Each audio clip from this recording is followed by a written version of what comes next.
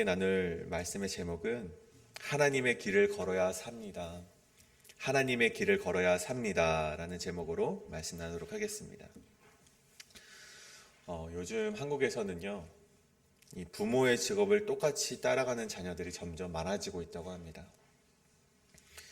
물론 이 사회적인 이슈들, 물론 세습의 문제들, 인맥, 재정적인 문제와 연결시켜서 이를 부정적으로 볼 수도 있겠지만 대부분 이 부모가 먼저 그 터를 닦아 놓았기 때문에 자녀들도 그 길을 쉽게 접할 수가 있다는 것이죠.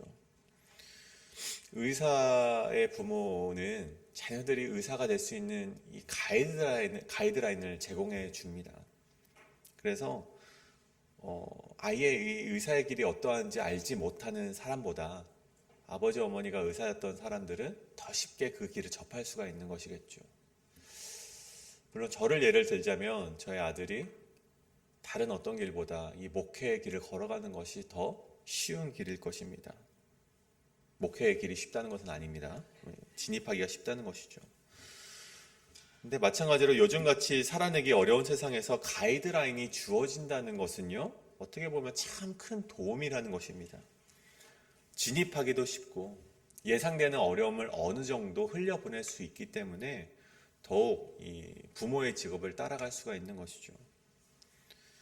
근데 오늘 말씀은요, 그런 직업에 대한 가이드라인보다 훨씬 더 본질적인 것에 대해서 이야기를 하고 있습니다. 바로 살고 죽는 문제에 대한 것입니다. 어떻게 하면 살 수 있는가? 우리가 어떻게 하면 죽지 않을 수 있는가? 하나님께서 자녀된 우리에게 어떻게 하면 살 수 있는지, 어떻게 하면 죽지 않을 수 있는지 그 가이드라인을 보여주신 것이 바로 오늘의 말씀이라는 사실입니다. 아버지 되신 하나님께서 그 살 수 있는 그 터를 우리가 터를 그 하나님께서 닦아 놓으셨기 때문에 하나님을 아버지로 부르는 자라면 누구든지 그 길을 걸어갈 수 있고 어떤 어려움도 우리가 흘려보낼 수 있다는 사실입니다. 오늘 말씀 5절의 말씀을 보십시오. 너는 사람이 그 아들을 징계함 같이 내 하나님 여호와께서 너를 징계하시는 줄을 마음에 생각하고 내 하나님 여호와의 명령을 지켜 그의 길을 따라가며 그를 경외할지니라. 아멘. 우리의 아버지 되신 하나님께서 우리를 살리시려고 혼내하며 징계하시면서 이 길로 가라고 안내하시는데, 그렇다면 우리는 단 한 가지만 하면 됩니다. 무엇을 하면 됩니까? 그 길로 걸어가기만 하면 된다는 것입니다. 그 길을 따라가기만 하면 되는 것입니다.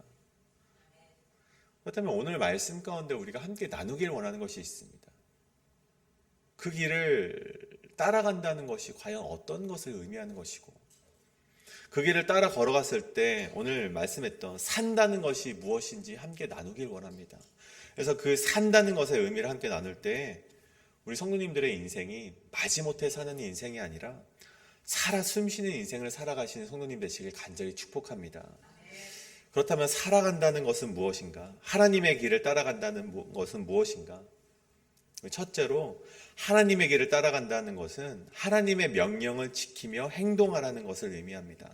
다시 한번, 하나님의 길을 따라간다는 것은요, 하나님의 명령을 지키고 행동하라는 것입니다. 오늘 말씀 1절입니다. 내가 오늘 명하는 모든 명령을 너희는 지켜 행하라. 그리하면 살고 번성하고 여호와께서 너희의 조상들에게 맹세하신 땅에 들어가서 그것을 차지하리라. 아멘. 하나님의 명령을 지켜 행동하는 것이 하나님의 길을 따라가는 삶이고 결국 우리가 살 수 있는 길이라고 오늘 1절에서 이야기를 하고 있습니다. 제가 자꾸 산다 살 수 있는 길이다라고 말을 하는데, 물론 사람의 눈으로 보면요, 살아있지 않은 사람이 어디 있습니까? 모두가 살아있기 때문에 이 추움도 느끼고 정말 그 추움을 이겨내고 이 자리에 나올 수 있었지 않겠습니까? 그런데 꼭 우리가 우리의 눈으로 볼 때 하나님의 길을 따라가는 사람들만이 살아있는 것이 아니라 반대로 걸어가는 사람들, 정말 하나님이 없는 것처럼 행동하는 사람들도 살아있는 것처럼 보입니다. 부끄러운 짓을 하고 양심이 없는 일을 하고 자기 주관대로 살아가는 사람들, 죄를 짓고도 그 죄의식을 갖지 않는 사람들도 모두 다 살아있는 것처럼 보입니다. 근데 우리가 잠시 요한계시록의 말씀을 우리가 함께 묵상하기 원하는데, 하나님께서 요한계시록 말씀을 통해서 이 사대교회에게 이렇게 말씀을 하십니다. 하나님의 일곱 영과 일곱 별을 가지신 이가 이르시되 내가 내 행위를 아노니 내가 살았다 하는 이름을 가졌으나 실상은 죽은 자로다. 모두가 살아있는 것처럼 보이지만, 인간의 눈으로 볼 때 모두가 살아있는 것처럼 보이지만 하나님이 보실 때는요, 죽어있는 자들이 있다는 것입니다. 하나님의 눈으로 보면 모두가 살아있는 것이 아니라는 것이죠. 심지어 교회 안에도 죽어있는 자들이 있다는 하나님의 무서운 말씀입니다. 사대교회가 어떤 교회였는가? 사대교회는요, 제법 큰 규모를 가진 교회였습니다. 바울이 세운 교회고 사도 요한이 양육했던 교회가 바로 이 사대교회였습니다. 근데 어느 정도 그 규모가 있었기 때문에 열심히 있는 사람도 분명히 존재했고요. 그리고 그럴듯한 교회의 모형을 갖춘 교회가 바로 이 사대교회였습니다. 그런데 이 말씀 뒤에 말씀을 보면요, 이 열심을 다하지 않은 라오디 교회를 혼냈던 것과는 다르게 사대교회는 그 교회 안에요, 정말 헌신된 사람도 있었고 열심히 있는 사람도 있었다는 것이죠. 그래서 사람들이 보면서 야, 저 사람은 정말 열심히 있다, 저 사람은 정말 헌신적이다라고 말했을지 모르겠지만, 하나님이 보시기에 오늘 말씀 가운데 살았다 이름을 가졌으나 실상 죽은 자가 더욱더 많았다는 것입니다. 왜 하나님께서 그런 말씀하셨을까요? 이 열심이요, 정말 헌신된 모습처럼 보이지만, 정말 열심히 있는 모습처럼 보였지만 그 교회 안에 하나님의 영광을 위한 열심이 없었다는 것입니다. 이 열심의 목적이 어디 있습니까? 하나님이 아니라 자신의 영광을 위한 열심이었고, 나의 드러남을 위한 열심이었고, 교회의 명성만을 높이기 위한 일이었고, 세속에 관심이 있는 열심이었기 때문에 하나님이 그 안에 살았다 하나 죽은 자라고 말을 했다는 것입니다. 이런 사람들의 특징이 무엇입니까? 하나님의 능력이 나타나지 않습니다. 교회에 열심히 출석을 하지만 그 삶 속에 변화가 일지 않고, 그 걸음이 계속해서 교회를 다니지만 사망의 길로 걸어간다는 것입니다. 하나님의 길을 걸어간다는 것은요, 그러한 것이 아닙니다. 물론 제가 열심을 다하시는 성도님들께 정말 혼을 내는 것이 정말 죄송하지만, 혼을 내는 것이 아니라 하나님이 우리에게 말씀을 하고 있는 것입니다. 교회에서 열심을 다하는 것은요, 참 귀한 일입니다. 하지만 우리가 너무나도 잘 알고 있는 말이 있습니다. 무슨 말이죠? 속도보다 방향 설정이 중요하다는 것입니다. 바리새인도 열심히 있었습니다. 서기관도요, 예수님을 핍박했던 유대인들도 정말 큰 열심이 있었습니다. 우리가 무엇을 위해 열심을 다하고 있는지, 내가 왜 이 길을 걸어가고 있는지 우리가 되돌아보기를 원합니다. 하나님의 영광을 위한 일인가, 아니면 나의 권위와 나의 명성을 위한 일인가, 우리가 분별을 해야 된다는 것입니다. 하나님의 영광을 위한 일이라면 누구든 참지 못할 사람들이 어디 있겠습니까? 또 참아내지 못할 일이 어디 있겠습니까?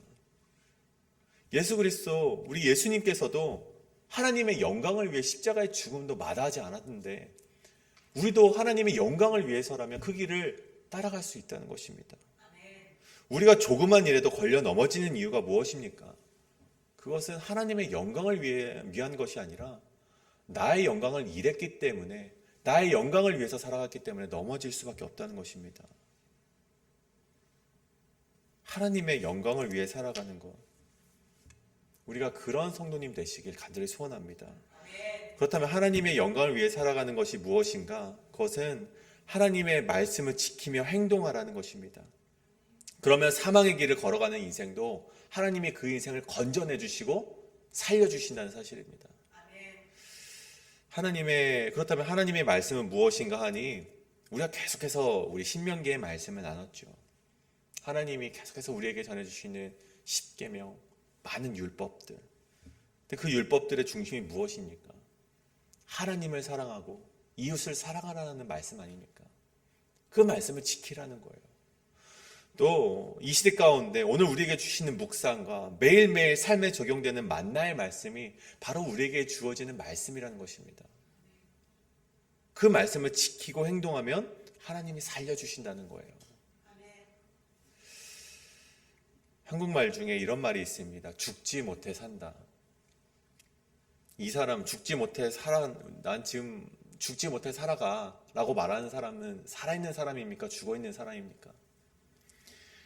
숨을 쉬니까 살아는 있습니다. 그런데 삶의 목적도 없고 소망도 없고 오늘도 눈을 떴으니 빚을 갚고 관계를 맺고 마지못해 살아가는 삶, 그것이 살아있는 인생입니까?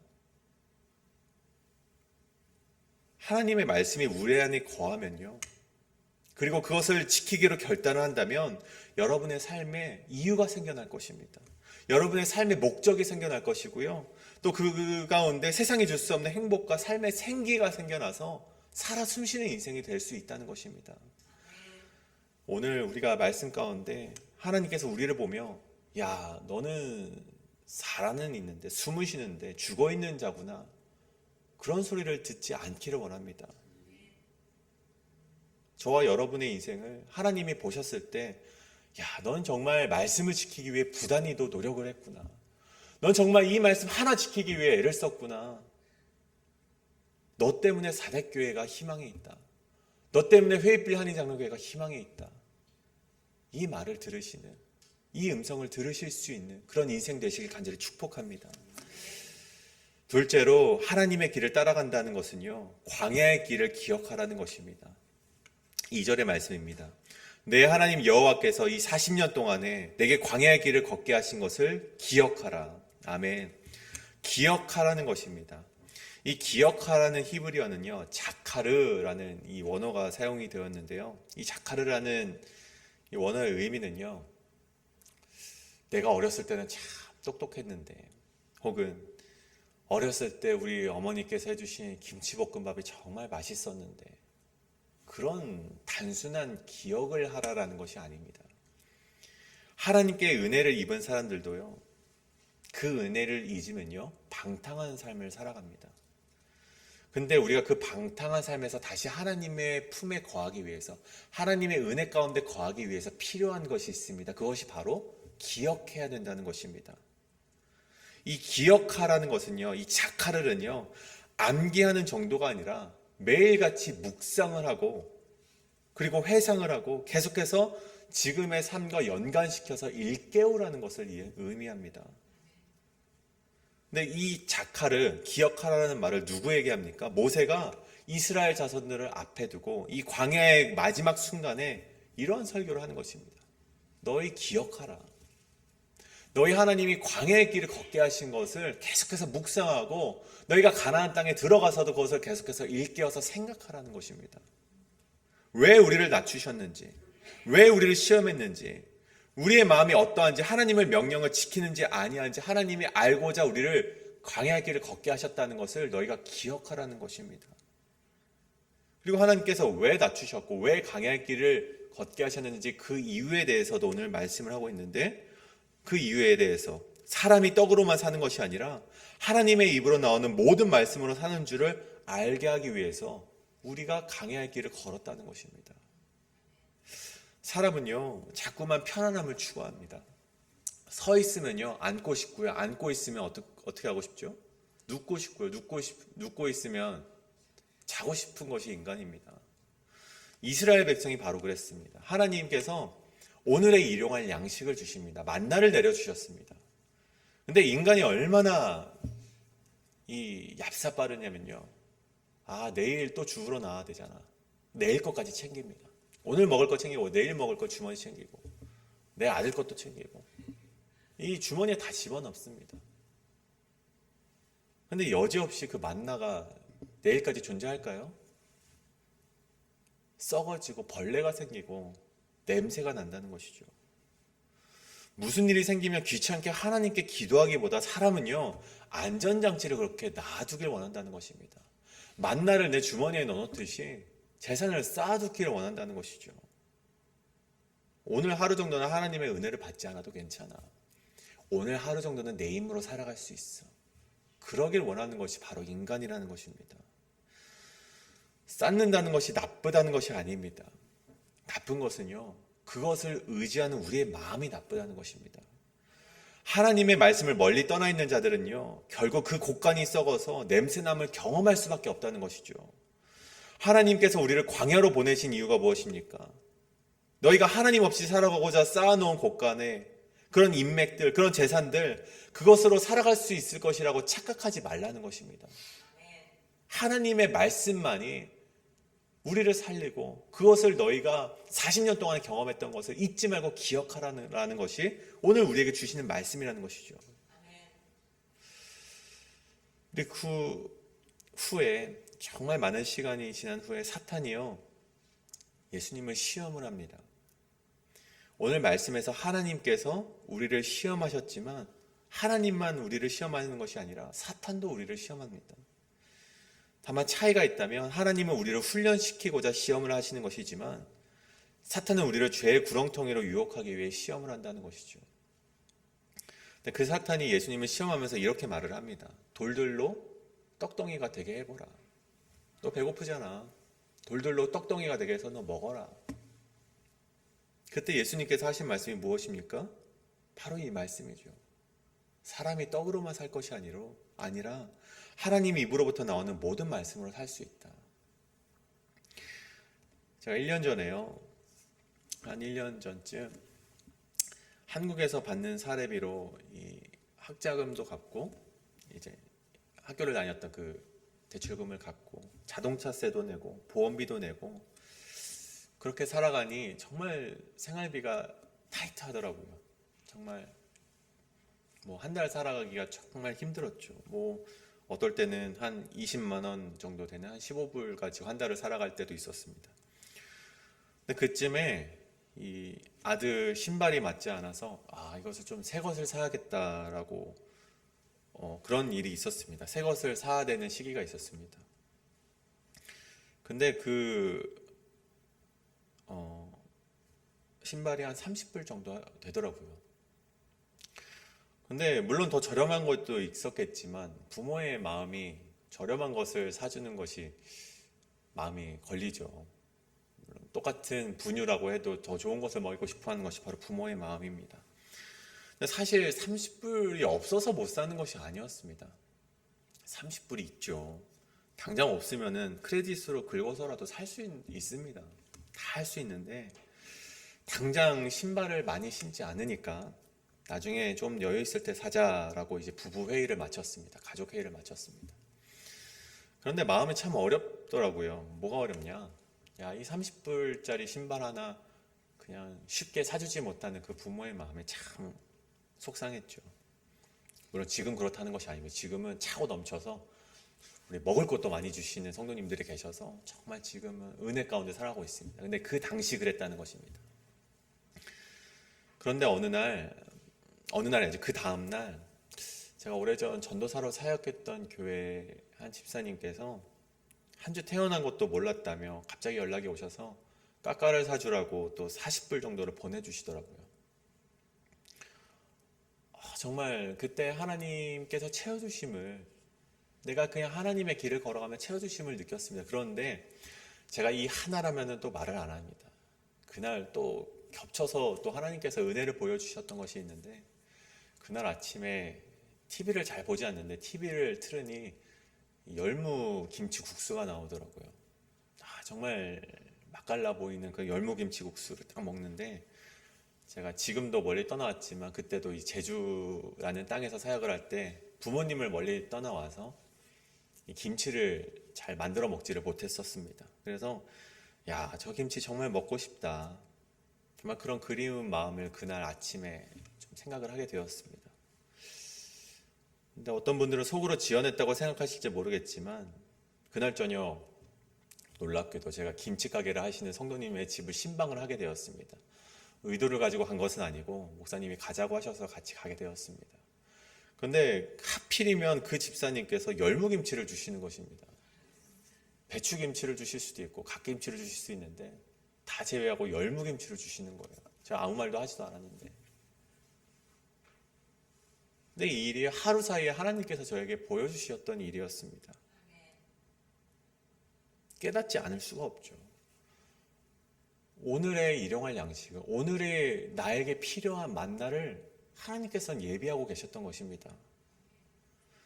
우리가 하나님의 길을 걸어가기만 하면요, 하나님께서 우리의 길을 채워주시고 예비하고 계시다는 사실입니다. 오늘 말씀은요, 이것을 잊지 말라는 것이 아닙니다. 이것을 잊지 말라는 것입니다. 이것을 기억하라는 것입니다.